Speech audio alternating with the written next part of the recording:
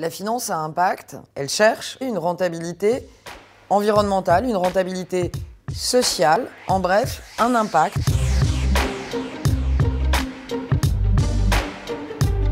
C'est l'investissement qui cherche à changer le monde tout en obtenant des retours financiers. Et aujourd'hui, il existe beaucoup de définitions de l'impact. Et pour en faire un vrai marché pour la finance, l'idée, c'est de pouvoir se réunir autour d'une définition commune et d'un enjeu commun.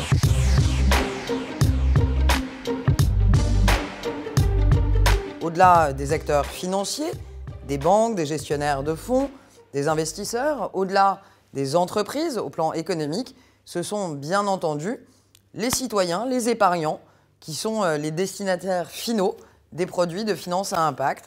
Les épargnants que nous sommes, qui quand ils vont à la banque, souhaitent pouvoir placer leur épargne avec conviction, avec sens, au service de la planète, au service de notre société. Donc c'est à la fois toutes les entreprises, tous les acteurs financiers et, en cible finale, les épargnants.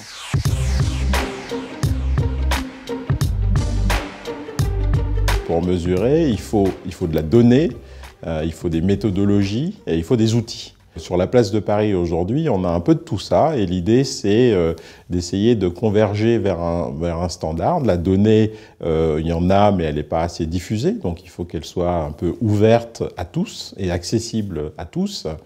Les méthodologies, il y en a, mais il faut les faire converger vers des méthodologies acceptables par tous. Et puis les outils, on a un écosystème de la FinTech aujourd'hui qui fournit déjà beaucoup d'outils. Et donc tout cela doit s'aligner pour converger vers un rayonnement plus grand de la place de Paris sur l'Europe et sur l'international en ce qui concerne l'impact.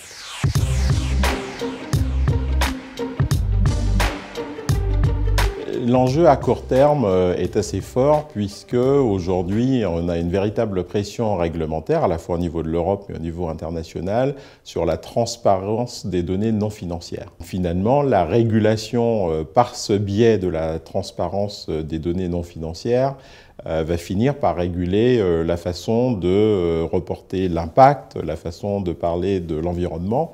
Et donc il est important que rapidement on se mette d'accord sur des méthodologies, sur une définition commune pour être prêt justement par rapport à cette régulation internationale.